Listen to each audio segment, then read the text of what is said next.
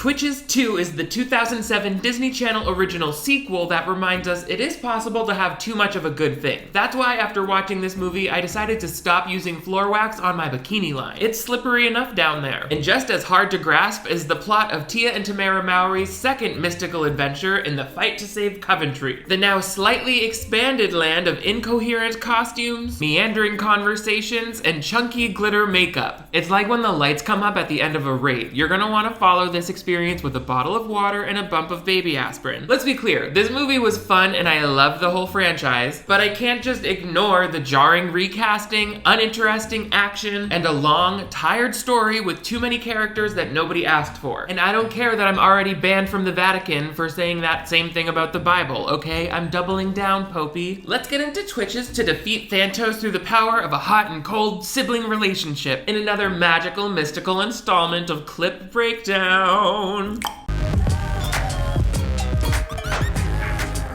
Hello television viewers, my name is Nick. Thank you so much for joining me once again on my channel for another installment of Clip Breakdown. This is the playlist where we dive into our favorite Disney Channel original movies, TV movies, regular movies, whatever we want, and we break it down like we just hit it with a Harry Potter spell made for breaking things down. And I can put on my magical spectacles to look at them and decide no or yes, make me good happy or make me sad frown. And today we've got plenty to look at with Twitches 2. This is, as I said, a Disney Channel original movie follow-up to the 2005 Twitches starring Tia and Tamara Mowry, icons, beautiful icons, and starlets. But before we get into it, make sure you give this video a big thumbs up if you want to see even more DCOM clip breakdowns like this. And most importantly, if you're new here, I would love to have you click that subscribe button right down here. I upload 2 new videos every week, so turn on notifications and you'll always be the first to know when I'm casting a spell on you. You can also check out merch like this. Also, I have a Patreon where you can get exclusive weekly, monthly bonuses. But let's get into Coventry because they have, once again, some more issues going on. This place needs better homeland security. I'm just gonna say it. Maybe Miranda herself should not be the only one in charge of this. Even though she looks great here, they gave her a shorter haircut, probably to make her seem like she wasn't 7 years older than Tia and Tamara, which in real life she is. Hollywood is always making any woman over 30 the mom. I wanna know what sort of magic allowed her to have that baby so young. Let me speak to the royal gynecologist. Anyway, she's up in the castle, nervous. Aaron, I miss you so much.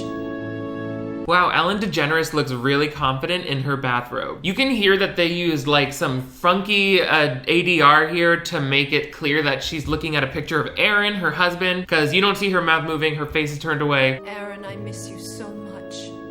I think it's because you would be confused if you just saw her looking at that portrait. I wouldn't know what her motivation is for like holding that book. I still don't know what this whole scene is. Basically, she starts walking back out of the castle and she gets spooked because there's like a ghosty shadow saying her name. So out of suspicion, she walls up this part of the castle she was in. That's all we know for now. Definitely didn't need to open up on this scene because it added nothing to the story. Nothing that I couldn't have gotten later in a much less boring way, but that's just the first of many confusing adventures that we're gonna wander down in terms of like story pathways here. So put on your hiking boots and get a little headlamp because we're getting lost in the woods. I'm gonna eat some babies. Meanwhile, back at home, if you remember from the last movie, Cameron was the one who has 2 really loving parents and sort of a rich upbringing and is more the upbeat and positive one of the 2. She's also the artist, so she's drawing a picture of that same door that just got blocked up. The parents are a little more toned down. In the last movie, they were like cartoonishly freaky. Same director. So I don't know, maybe they just went with a different direction and kind of made it feel a little more realistic, their reactions, especially the mom. Dad is still a little messy, but the whole cast and characters are back with just a few minor exceptions. Mr. Barnes, are you finished with your plate? Oh, let me do that. Mr. Barnes, there's something wrong with Cameron. She offered to help. Well, there's something wrong with you too, white maid. Did your menopause supplements transform you into a more recognizable character actress? I remember the other woman from the last one. She looked like Susan Boyle. I made that joke. But now we've got this lady who I know as like, oh, I remember her being the teacher in Hairspray. Why do I always talk about the movie Hairspray on this channel? I'm obsessed. And every time I mention it, I get requests to do it. It's coming, don't worry. I should do Hairspray, maybe in January. Anyway, Cameron is still trying to get her hands on the magical spells, but I just love that the whole family just lives with magic, including this maid. She's like, oh, you kids and your ESP.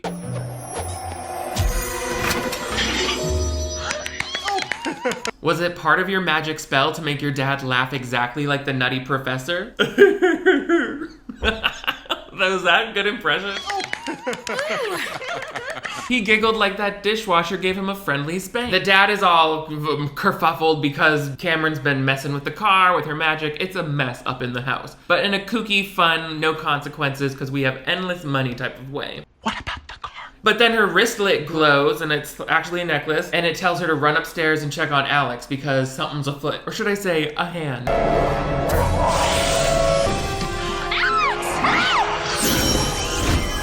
Well, Alex was impaled by thumbtacks, found dead, movie over. This is probably the funniest shot in the whole movie. Her getting walloped into the wall.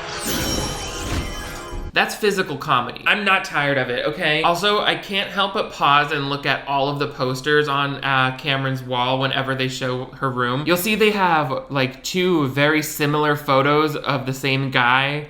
And then everyone else just has a name where they're like, I'm Melissa Min. I'm Gerald Toner, okay? The girls are not getting along right now. They're just not. Living on top of each other, twin sisterliness, it's a problem. You hurled me against the wall. Well, I wasn't exactly sure what was gonna happen. I kind of just pointed. You mean like this? You know that blue isn't one of my colors? Kind of hard to believe since this is the second movie to take place in your blue-ass bedroom, Sister Cerulean. Also, that hair is giving me Smurfette after she gets her stimulus check. She said, gag on the new weave, you little blue. While the girls are arguing, we get early signs that something might be wrong in, like, the world of the movie. Aww. What's the matter? I think we're being haunted by the Hamburglar. He's like, was that the guy from the neighborhood watch sign that white people are always calling the cops on? But let's just ignore that mysterious shadow because we've got some other lovable characters diving into the splash zone.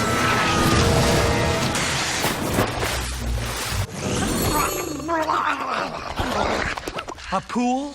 You know I have inner ear issues. Well, I have outer eye issues now, thanks to this poorly rendered green screen that I'm seeing. Now I've got to reach out to my primary care provider to get that pink eye ointment that prevents my eyelids from scabbing over. It's gonna be a great weekend. And they recast Ileana from Jennifer Robertson of Schitt's Creek to now Leslie Sealer. And I just watched them both shake like wet dogs. You're not winning me over yet, movie. I mean, this actress does a fine job with it, but it's not the same. I wouldn't have noticed a difference if I hadn't had that previous one to compare it to. I could tell within this first few minutes of the movie that this version that I'm looking at now is clearly not formatted for widescreen because I can see a boom mic coming into the shot right here. And they hit us off the head right away with Ileana and Karsh's really obnoxious subplot that I find just irritating for some reason. We're getting married!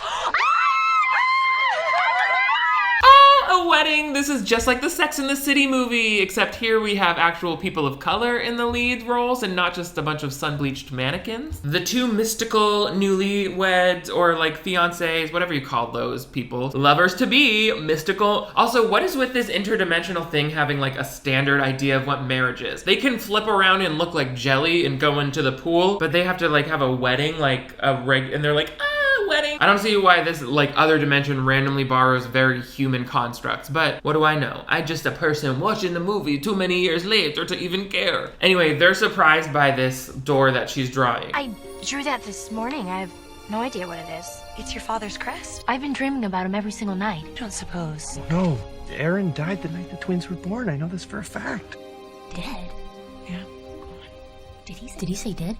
Tia, Tamara, we're actually shooting the movie right now, so it's not a great time for you to be audibly trying to work out what info your characters already know from the previous film. They're like, we knew he was dead, right? No, we thought he was banished, but we didn't know where he was in the darkness. Okay, whatever. I haven't seen this many separate conversations happening at one tiny table since Bottomless Mimosas back in New York City. Okay, which one of you is the Nick of the group? That means you're coming down from Crystal Meth. So Ileana and Karsh basically are like, your mother Miranda needs you in the other world, so come with us. But Alex is like, sorry ladies, I can't because I'm starting my first day of school today. Cameron, on the other hand, can go because she's doing an independent study this semester. All of this is just exposition that comes through in one of many conversations between one person in a Renaissance dress and another person in like a blazer and a skirt. Cameron is always dressed like she's going to her interview for like Macy's. Also, you can tell from the beginning that Cameron is very interested in like the glamorous part of being a princess, such as going to a castle and whatever. When do I get to start princessing? Princessing? Princessing! Going to balls, riding in carriages.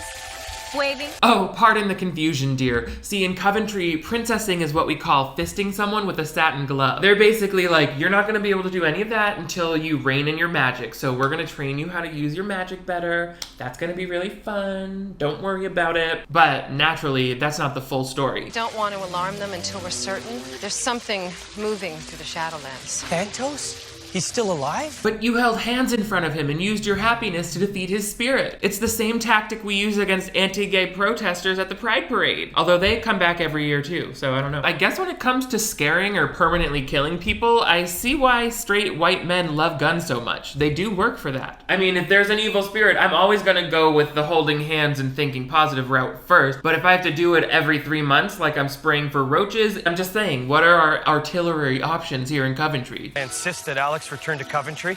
No.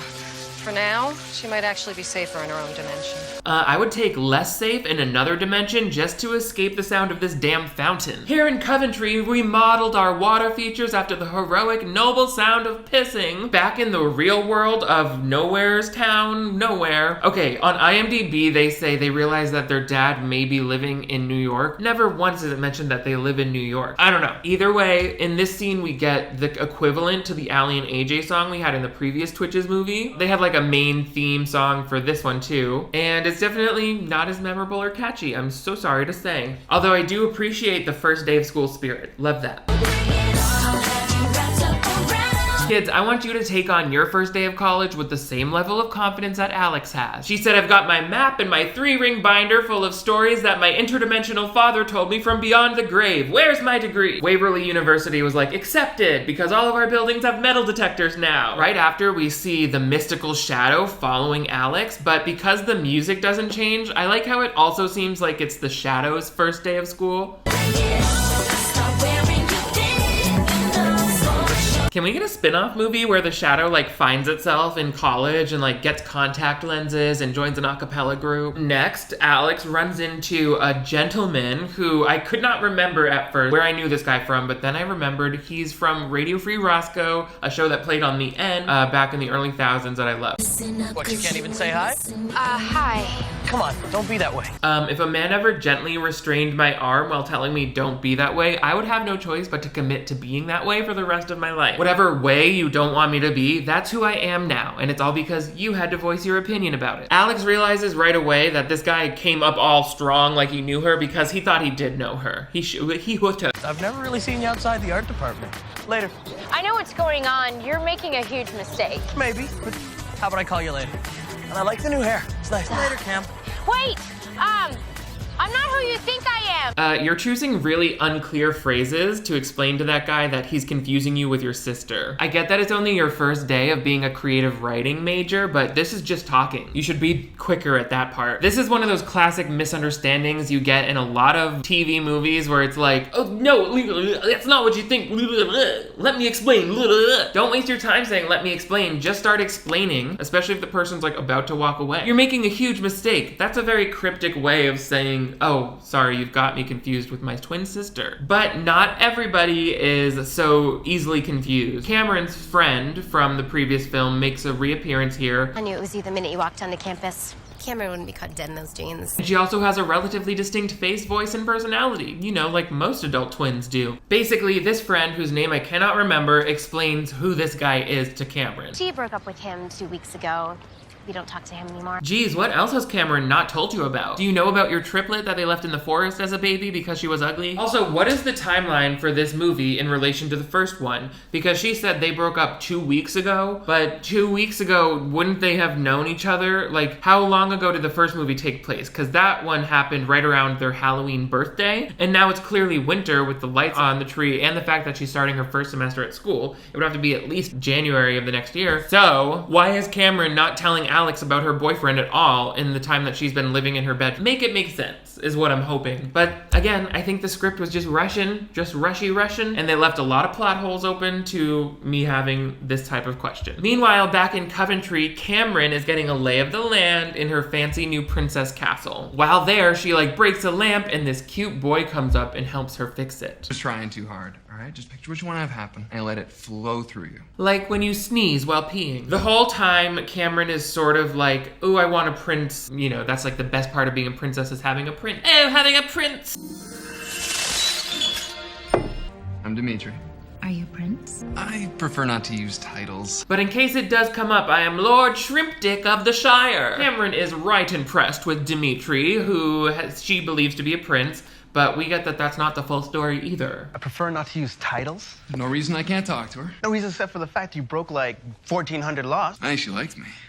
We'll see how much she likes you when she finds out you work in the kitchen and don't have any magic. She'll never love you when she realizes we all do our servant makeup every morning in the break room using a communal CoverGirl eyeshadow quad. This whole subplot where the waiter is trying to impress Cameron is literally so nothing. It's like fluffy, trying to make it seem like it's a well-earned plot line, but it just never pays off in a way that you're like, oh, I'm glad they put this in here. So all of it just feels like they're trying to make this movie feel feature length. And they don't even manage to do that. It's not even a full 90-minute movie. It's 80 minutes long, which I appreciate, but it's like they could barely even get it that long with the story they've got going on. It starts to be confusing right here where the shadow kind of overtakes that guy who was flirting with Cameron. As Cameron's leaving school, Marcus comes back up to her and is like, hey, sorry, I thought you were your sister. Her friend came up and told me. So already I'm like, then why did we even have that scene where there was a misunderstanding if it just got resolved the very next time we saw this character? Like, it did nothing. It added nothing. No one cared. They could have resolved that in that first scene where she was like, no, I'm not blah, blah, blah, so that he can come back later and have something more interesting to say to her. But instead, he comes back and is just like, sorry, I misunderstood you. I'll see you later. Until this shadow comes back and then causes different things to happen. Hey, Alex, wait. Why don't you let me walk you home? Okay. Oh my god, did you guys see that? That's really unsettling. I'm talking about his tribal print polo. So right away, we're supposed to think, uh-oh, something's up. That shadow is following her. Back in the castle, Alex is getting more trouble, like trying to work her magic. She gets stuck in a wall. Well, I'll do this. You always do this. You can't. I can't do this? No, well, I'm never going to get to do it unless you give me a chance to do it. Mr. Iron, you know how to do all the spells. I do the spells the best all let's the see time. how this works Oh, you out. want to see it? Yeah. Whatever rapport these two characters had in the first movie has quickly deteriorated. We started with some solid, charming chemistry, but now, mama, it's homemade meth lab up in here. This chemistry is causing me to get chemical burns on my mucous membrane. All of this is just to build up how she's no good with her magic, but again, it's never been established for me why she needs to have this magic. And this is where I start to get so confused. She like goes up some secret passageway, like to explore, and then that like waiter's friend starts to go up too, and he's like following behind her. So already I'm like, wait, so why is he following her? He's just a normal guy. But Alex finds her way into like the Great Hall where there's a well, I don't know why, and she gets a sign from who she believes to be her father.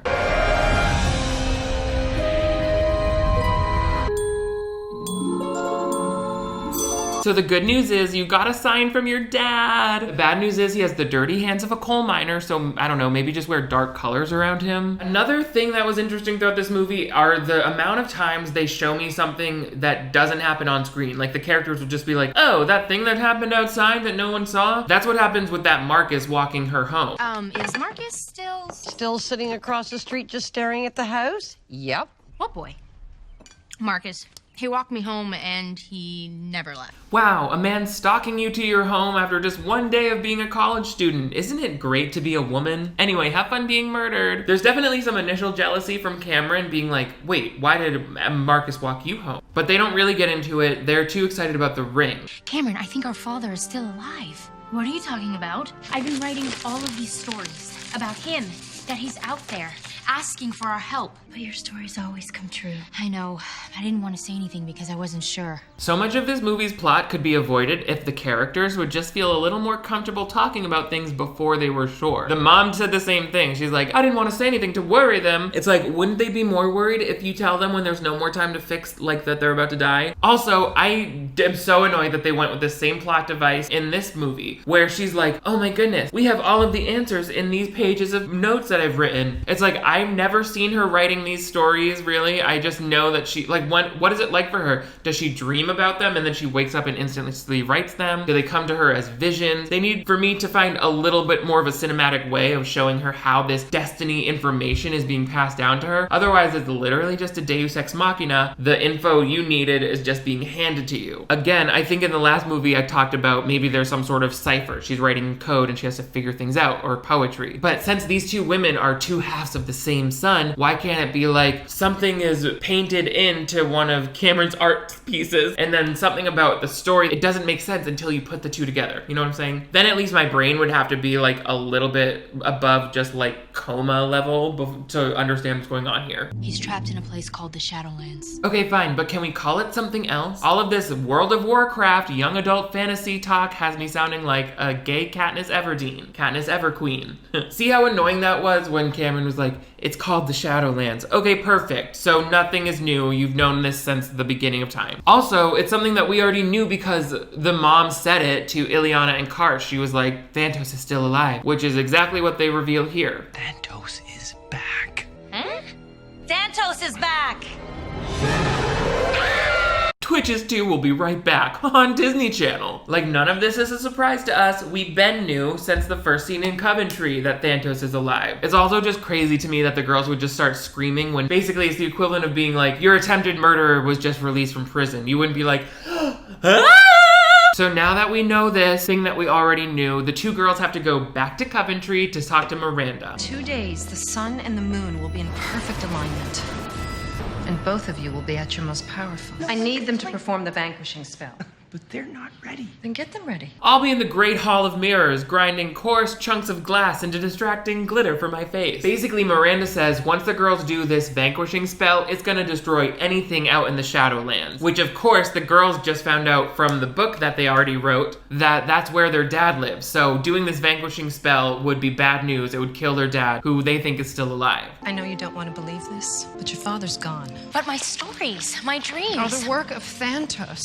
I know it's not. It's Aaron, our father. Girls, I know it's disappointing. I wish Aaron Carter was your dad too, but he's younger than you. I know how great it would be for it to be Aaron's party all the time. I hate that the dad's name is Aaron, and the mom too. She's like, I'm Miranda. Your names are not really living up to the other dimensionality of the whole thing. Like, wouldn't your name be like Zamora Gondora? And the dad's name would be like Titan of Rockenstein, you know? I don't read a lot, can you tell? So basically Miranda's like, girls, you don't know what you're talking about. That's Thantos trying to trick you into thinking your dad's alive. This could be stronger for me too. She's really too gentle on it from the beginning. Like, girls, you'll just have to trust me. She should be like, here's why you're wrong. You can't even get your dishwasher to open the right way. You write stories in a binder and you think that's cool. Like, you know, she should be reading them on why their magic is nowhere nearly as good as hers, because they're trying to build up this thing where it's like mother knows best and they're questioning that. But for me, they've got to lay down the law a little harder. She maybe should have like a couple other people, like a council of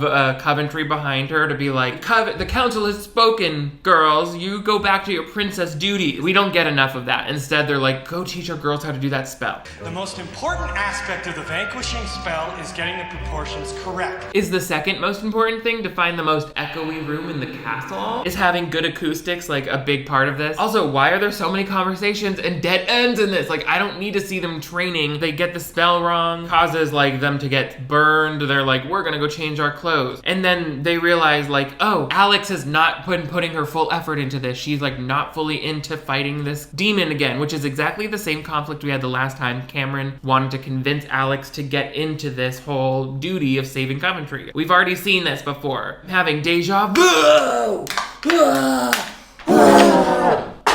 Mom needs us. Please, I can't do this without you. Twin witches, twitches. Go Twitches.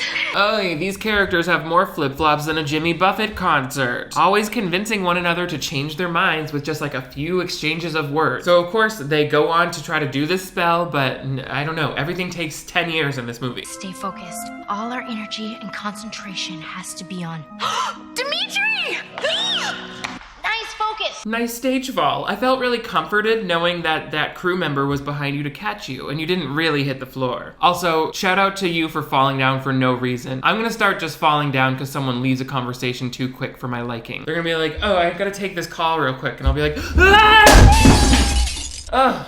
Sorry, I guess you shouldn't have taken that call so quick and should have paid more, like, consistent attention to me. Oh, my back. That's how you become the Queen of Coventry, mama. That's my magic spell. So the girls basically chase down Dimitri, and Cameron is all like, oh my god, you have to meet this Prince Alex. He totally taught me how to fix a vape. But the charade doesn't stay put for long, and it's again, like, one of these misunderstandings that is not drawn out far enough. There you are.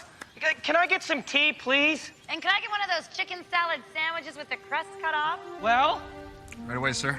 Aw, don't be sad, Dimitri. Your character actually doesn't even matter to this story. But if both of these characters don't have love interests, how will the audience assign value to their womanly souls? Again, this is an example of the movie not drawing out a misunderstanding long enough for it to be a real conflict. It was only the very last time that Cameron saw Dimitri that understood him to be a prince. It would have helped if there was one other interaction in between then and her finding out that he's really a waiter, for us to see that he's trying very hard to put on this charade. Also, the friend mentioned, oh, you broke like 1,400 laws. What does that mean? What are these laws in place for? What is the risk of him breaking the law? Can we raise the stakes in this bitch a little bit? Anyway, Alex chases after Dimitri and she's like, don't worry about it. I'm not mad at you for being a waiter. Even though you're a waiter, it does not mean you cannot be impressive. I've cleaned people's houses, toilets included. And you know what? After a long, hard shift, it was an honor drinking out of those toilets like a little dog.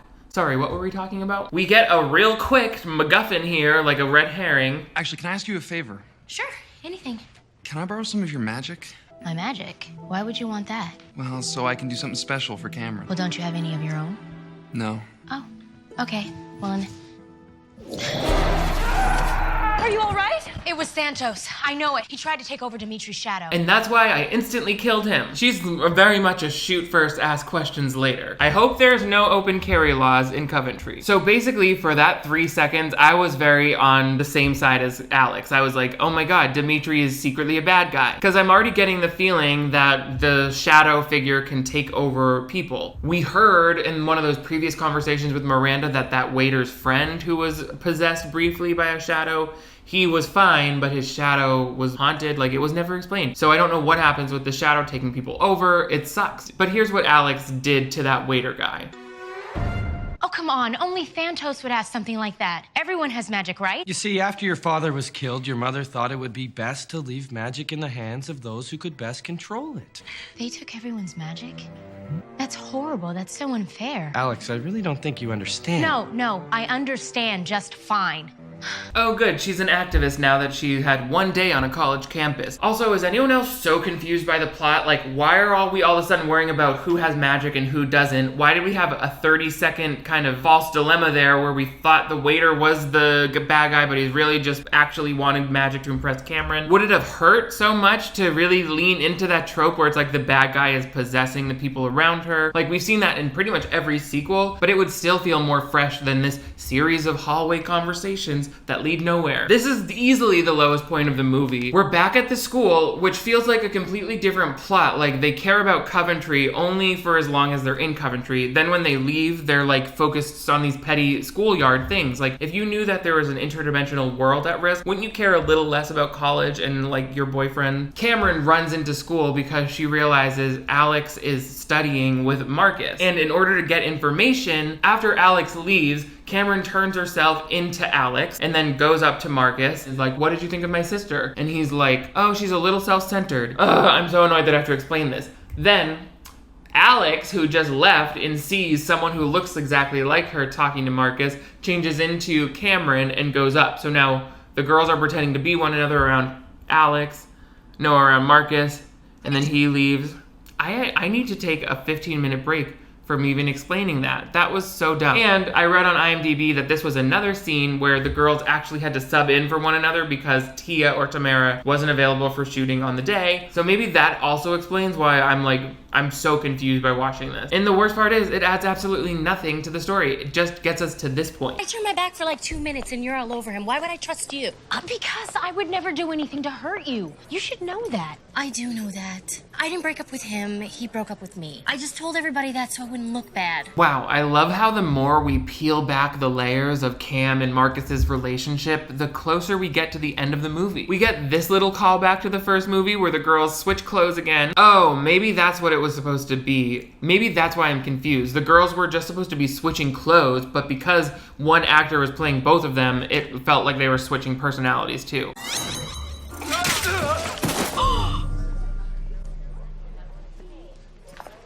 I want to take a walk. Come on. What in the Jim Henson's Muppet Babies was that walk off that green screen stage? Some of these shots are just so crazy. Like, they do this pointless little nothing thing where they're trying to drive to Coventry and they end up going up the side of a building. Sure we're in Coventry? Of course, we're in Coventry.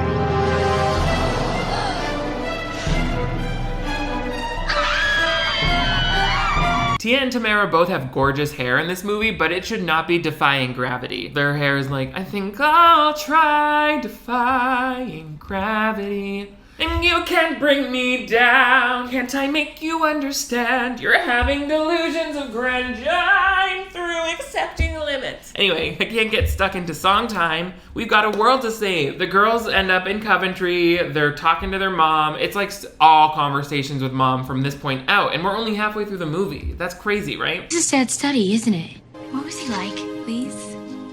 You never talk about him. I mean, it seems like you've all only known each other for a few months now, but sure, tell the girls how their dead dad banged you. It's just about your age when I met him at the Winter Festival. We ended up dancing the whole night together. He said he wanted to give me a present so I would remember him forever. A star from the North Sky. It's a real star. Yes, and it's highly radioactive. This hairstyle is mostly tumors. They get back to Coventry, there's like so much pointless stuff with the parents. Like, these are just dramatic conversations. This is not supposed to be an episode of Seventh Heaven. I'm supposed to be watching magic stuff happen. Did they have a lower budget for this movie than the first one? I mean, it can't be because they added all these extras, but there's no action. They're just going back from the same 3 rooms again and again. You know, if you want, you can call me Dad. Thanks, but I'm good for now. I'm just gonna keep calling you Sergeant Pickles. Back downstairs, the maid gets taken over by the shadow thing. Meanwhile, Alex runs back to Coventry because she knows that her father is alive, even though her mom doesn't believe her, and even Cameron's starting to not believe her. But here's what happens when the maid gets, you know, possessed briefly. Snickerdoodles! Huh? Snickerdoodles! Alex? Snickerdoodles! Snickerdoodles! Me as Danny Torrance in The Shining. When was this trait for the possessed people ever established, that they would just be like screaming a word and saying the same thing? Red rum, red rum, red rum. That good? That's a good impression. Also, you ladies know that there's weird stuff going on. Why are you acting like it's not weird that she would be acting like that? I hate it. Meanwhile, Alex is back at the dad's study. In case you missed it, now the movie is just showing us random people falling asleep to pass the time. Why not just inject me with a toxic level of iron and watch me slip into a coma? Why did we need to see her fall asleep in that chair and it become a new day? We didn't. None of this mattered. But she's telling the ether, she's like, Dad, if you're in here, show me a sign. And someone draws a star on the window and she knows, oh, that's something only my dad would know because mom never told that story to anybody else. Even though we know Thantos is basically a shadow that can be anywhere, so I don't know how she's so sure, because he could have heard that conversation. But and also I don't know if this really is Thantos or if it's the dad. Like, it's all so confusing. The mom clearly believes that it's Thantos. I asked for a sign, and he drew me a star. That's what he gave Mom the night they met. It was their secret. This is good news. Why aren't you happy? We know where he is. Be quiet, Tiffany. Everybody, be quiet! When my mother yells at this, it's because she loves me! Damn, Miranda went from Renaissance fair damsel to traveling wench real fast. In Hollywood, you can only be one or the other. I wish the mom had a better reason not to trust Alex in this whole thing. Like how Alex reacted super quick to turning Dimitri into a teapot or whatever. Maybe she could have really blown up something even more, like, oh, damaged like the whole wing of the servants' quarters because she thought, you know, Thantos was here. And then the mom could have been like, you need to just focus on reigning in your powers. Let me worry about finding Thantos. You girls wouldn't know. That way the mom can be like writing off Alex a little bit as like, they don't know what they're talking about. They're just like overzealous. But that's never fully explained. The mom is just like, you'll have to trust me, sweetheart. I said you'll have to trust me. Didn't you say your daughter has the gift of knowing? Isn't she writing these mystical stories? What makes you so sure? Because my first time watching this movie, I was like, I fully accepted that the dad was dead and that she was being tricked. I, as the audience member, didn't even have a shred of hope that, I hope that Alex is right. You said the vanquishing spell would destroy everything in the shadows. Alex, I am trying to do what I think is best. Are you? And I suppose you thought taking away everyone's magic was also for the best. This is the Coventry equivalent of calling out Hitler for World War II. She doesn't want to discuss it with you, sweetie. Again, this whole part about Miranda taking away all of Coventry people's magical powers after their dad died, it's hard for me to get my teeth into. I'm like, okay, I could have seen that, right? Like, you could have given me a flashback where, she's sucking away everyone's powers, and they're like, we hate it. That way we would have known the mom is being oppressive in this way because she's trying to do the right thing. But because we never see it, I never understand why it matters that their magic is now gone. Show me what it was like for Coventry when they had magic and now that they don't. Is it a sadder place? Do people feel less happy? Who knows? Let's go back to that pointless crush. Cameron wants Alex to go somewhere and Alex isn't budging. Like Amy tends to get everything she wants. Not everything. Both of these characters could be dying of terminal illness and it wouldn't make me care about them anymore. In fact, it would just make me glad to know that their storyline is gonna be over at some point. The girls have another conversation where this time Alex is convincing Cam that we gotta go back and you gotta help me find my dad. I know he's alive. So they go back to the study and they ask for a sign. It's trying to tell us something. It's a spell used to release spirits trapped in the Shadowlands. We just have to substitute the last line. Oh, that's my line. I know. You're the only one who can do this. Maybe it's because of all the delicious paint chips I've been eating, but I don't remember whose character motivations are what now in this movie. Can someone just wake me up when there's a big flashing ball of light at the end of this? In case you missed it, the girls can basically do the freeing spell that they believe will free their dad from the Dark Lands. Even though I don't know why he can't just move freely from them, it seems like that's an option too. They just have to switch the last line of the vanquishing spell, so that leaves it up to Cam to change the last line and not kill their dad, but instead save their dad, even though that would also apparently let Thantos run free. Whatever. They build up all of the suspense, but when it finally comes down to it, Cam actually says the vanquishing spell line that her mom wanted her to. So there's the big ball of light that jumps out and starts killing everything in the Shadowlands, but that really is apparently just the regular lands that it's bouncing around. I hate it. This movie is playing ping pong with my brain so much I have a concussion. There's fluid pockets all around my skull. Alex, however, runs back to the study and she's going to free the dad with the spell. I give you everything. I saved Dad. I gave him my magic. Oh my god, it's Thantos, and he stopped coloring his hair. Why bring in the bad guy 10 minutes before the end? We've only seen him as a dark cloud before this, which I thought was a choice because they couldn't cast the same guy, whose name is Patrick Fabian, who I think I forgot to mention in the last movie. I think is hot. He's hot. Plus, I looked up pictures of him in other movies where he's younger. He's even hotter. Anyway, what are we talking about? Is anyone dead yet? Can I die? So, yeah, the bad guy's back. Now, if you'll excuse me, I think I'd like to finish off my brother before the light does. Did you hear that? You were right. Dad's still alive. Wow, so there's still time for me to care about him as a character? Like, show me him a little bit more in a flashback. These girls don't even care about him. All they know is that they saved his life before he was born. But like, So now it's like the light is gonna kill the dad from the vanquishing spell, but also Thantos is, and I just don't care. Here, honey. Did we just spend a full minute acting like helping the dad out of a chair was a conflict? Throw him his life alert button and keep it moving. Thantos is back in the house, like looking for the dad. Oh no, he's teaching the maid how to motorboat. They love messing with the maids in these movies. Goodness gracious, she does not get paid enough for this. You may go. Just make sure you leave your shadow hiding out in the little old lady's shadow. Yeah, if I have to follow someone around all day, they better move slow and smell like flowers. I'm not gonna fast walk around behind Usain Bolt all day. My rickety joints will ache. Of course, Cam and Alex are back, like, chasing around Thantos, trying to get this, like, there's so many moments of not funny in this that it's like, I don't even feel remotely worried about whether they're gonna make it or not. What kind of princess school do you go to? I teach Taekwondo. Your dad is dying right now, sweetie. You need to Taekwondo. They portal back to the world, and then Dimitri helps them. We don't see how he helps them, but we are just told that he did. Where's Thantos? He's taking Aaron up to the North Tower. Dimitri, how did you open the door? Miranda gave us our magic back, and yeah, you're right, it is a lot harder than it looks. You were so brave. The way you opened that door off screen was so noble. That's why we didn't bother to script it, shoot it, or include it in the movie at all. Like, why are we just getting expositional solutions now? Also, what about Miranda giving you all back your powers? We didn't see Miranda take away the powers. We don't see Miranda give back the powers. Where did she have this change of heart? Just because Alex was like, when you took away everyone's powers, you thought you knew what you're doing? Or are you just trying to protect yourself? Like, none of this is shown to us. Why don't we ever see the mom care about that? Thantos is starting to get the upper hand. He hung Ileana and Karsh out the window. I'm not gonna let you get away with this. But I'm afraid there's nothing you can do about it, Your Majesty. Miranda, run. He just tipped his invisible fedora at you. I'm gonna kill your children, m'lady. We get this scary moment of some realistic CGI. You seem to have your hands full.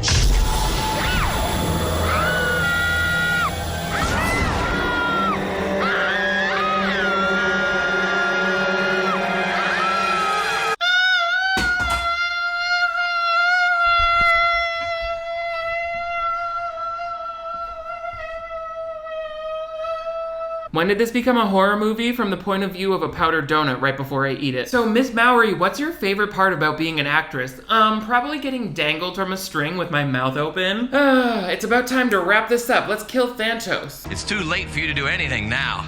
He has nothing left. With us here? He has everything left. There's actually only about 5 minutes left, so do your hand-holding thing. That way we can all watch Pam from Costumes get too drunk at the rap party. Because they hold hands, it like vanquishes Thantos finally, and the dad reappears. You know, that dad we've never seen in a person in this movie and shouldn't even care about. The thing they never warn you about having a wizard dad is that every hug comes with a face full of crushed velvet robe. It's like being raised by a Christmas tree skirt. You're right. This kind of bond is something he could never understand. So true, dad that I just met for the first time and have no relationship with. Such a bond. The movie ends at Ileana and Karsh's very sad-looking mystical wedding. Nothing looks really particularly magical about it. But hey, everyone's happy and we can do that thing that we love so much.